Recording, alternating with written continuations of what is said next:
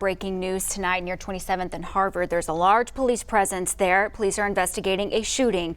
One person has died. Multiple others have been injured. We haven't gotten an exact number from police, but a pretty large presence down there. And Captain Richard Meulenberg with the Tulsa Police Department is about to give an update. So let's go live out to the scene right now and hear from him. I wish I had more to share with you, but it's still developing. We're rolling live. Gotcha. Okay, let me give you my name just for the spelling. It's Captain Richard Meulenberg, M-E-U-L-E-N-B-E-R-G. So I'll just get right into it. We've had a horrific event right down the street behind us here. About 2 blocks over here on 27th Street. We had numerous people shot. 1 person is dead right now. 2 more are in critical condition, and a third I don't have the details on. All we know is a black male in his 20s and this other group of individuals were having some type of altercation. This has happened earlier in the day and is kind of continuing on. I don't know beyond today if this is going on for days or weeks. So behind us here, this altercation culminated into a shooting. From what we understand right now, I don't know if it was a back and forth shooting. I don't know if it's all one-sided, but I can tell you that the suspect fired what we believe to be a handgun at this time. Multiple rounds were fired upon this group. And like I said, 1 black male in his 20s is deceased at this time. We have 3 others, 2 of which in critical condition and 1 unknown. Officers got here as quickly as possible. We had reason to believe that the suspect might have been in a home behind us here. So we made announcements into that home and we were able to get a family out and secure it, making sure that the suspect was in fact not in there. Right now, warrants is activated, homicide's activated, and all of the patrol is looking out for this person who is armed and dangerous and a continuing threat to the citizens of Tulsa. So I've got a bit more of the suspect information, but I can't give it out right now because we're still developing that.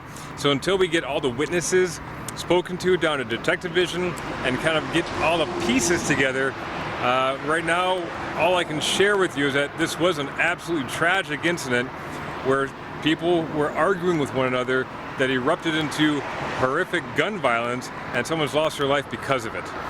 Any questions I can answer for you? So to be clear, was it one shooter that shot multiple victims? So we have at least 1 suspect shooting multiple victims. I don't know if other suspects were involved. I don't know if the victims shot back.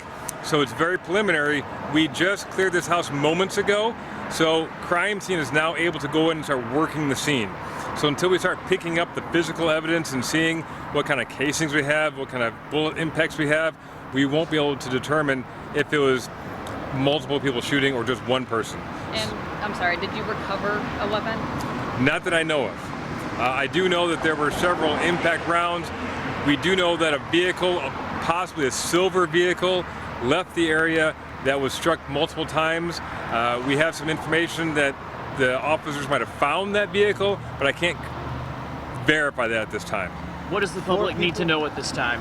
I can tell you that this area here is safe. I couldn't tell you if he has other intended targets, but we can say if this individual is found, he is armed and dangerous. So if you know anything about this, by word of mouth, or you might hear something in the street, we ask people to call us. We ask people to call us and let us know, and we're working on this case all night long, and we're not going to go home until we figure it out. Richard, you keep saying he, so you, just to clarify, 1 shooter by himself and then a group of victims Quite possibly. Together? So quite possibly, right now we have a primary suspect, but we haven't yet ferreted it out if we have other suspects, but we do know we're looking for at least 1 primary suspect who fired with a handgun at multiple victims. We still cannot verify if maybe he was accompanied by other people, if those other people fired a weapon or not, or if the victims themselves also fired a weapon. So we're still very early on, and we're going to hopefully get that information here this evening very soon. So 4 people shot and 1 of them died?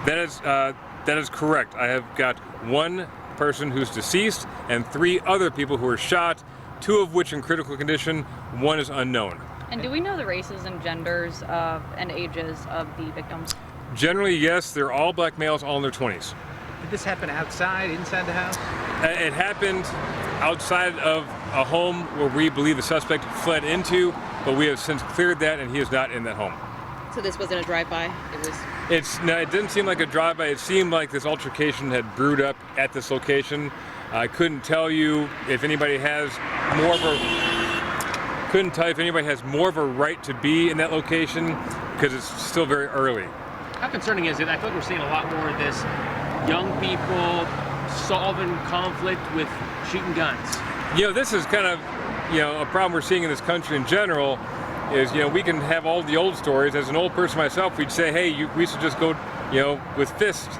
But now people, they'll go to the gun because it's kind of a cowardly move and they can, just injure lots of people without having to actually put themselves at great risk. So it is a problem that we see in this country where people just can't figure out their problems and they go straight to violence. And again, if you could give us a description of this possible suspect and or vehicle. So all I have right now is a black male in his 20s. We do think we have more information on that. I'm not at liberty to discuss it right now because I don't want to put the wrong information out about somebody who may or may not be the actual suspect. I'm trying to be as delicate as possible with this because we do have our homicide unit and our fugitive warrants unit actively pursuing somebody who they believe may be the suspect, but I can't give too much out at this time. So you have a name, but you just don't want to. Right. Did you say you had to move a family out? Did I hear that correctly? So there's a residence where we thought the suspect might have fled into. So to make sure that they were safe and the suspect was in fact not in there, we had them come out of the home and we searched that home to see if the suspect was in there. Obviously he was not. And motive, we don't know motive. Don't know yet, except for the fact that they had some altercation that had been brewing either just throughout today or over the past few days. We're getting very preliminary information about that. So they were known to one another, whether they knew each other's names, but they had some beef that had been continued throughout the day. And Richard, for anyone out there who's watching this, hearing armed and dangerous suspect out there, what should they be doing? Should they be walking around with caution? This is not a random shooting. So it's not as if we had, a homicidal maniac just shooting random people. He clearly had a specific target or group of targets here, but he's still armed and dangerous. So whether he has other targets, whether he'll do something irrational if backed into a corner, we don't know that right now. So all we're asking is to have a heightened sense of awareness, as you always should. And if you happen to have information about this particular incident and this particular suspect, we are begging people to call us to tell us what's happening because we only have a successful solve rate with our homicides because of the work with the community. We wouldn't be as successful as we were if they didn't help us. Are all the victims male? Yes. And no kids? Children? No, all the victims are male, and they're all in their 20s. Who called 911? I don't have the information on that. When can we expect to have more information about the victims and the suspect? So, hopefully later this evening, probably not by our 10 o'clock. Probably be an overnight issue, and we'll put that in the media portal as it becomes available. Did those victims live there? I don't have that information. All right. Anything else? Thank you. No problem. Thank you, Richard. Appreciate you, No sir. problem. All right. You've been listening in on a live press conference from Tulsa Police. We are both on Channel 6 and on the Tulsa CW right now with this major breaking news today. 4 people were shot this evening. 1 of them has died. 3 others are injured. 2 of them are also critical. This apparently started as an ongoing fight, a disagreement between 2 groups of people that led to this shooting just before 8 o'clock tonight near 27th and Harvard. And it's still very early into the investigation. If you have been listening in on that press conference, not a lot of information to give out other than we know that the victims, there were 4 victims, 1 died, 3 others were injured. 2 of them are in critical condition, the other unknown. As far as a description of who police are looking for, not a lot to go off of. They believe it to be a black male in his 20s, but they're holding off on giving much more information than that until they're able to get more. The crime scene unit has been able to go in. They've started their part of the investigation, but pretty tense moments, a very large police presence in that area of 27th and Harvard. We spoke to one witness who said that she'd heard around 12 gunshots and then saw a person run from the home where all of this happened. And police said that this is not random, but they are looking for the suspect who is considered armed and dangerous.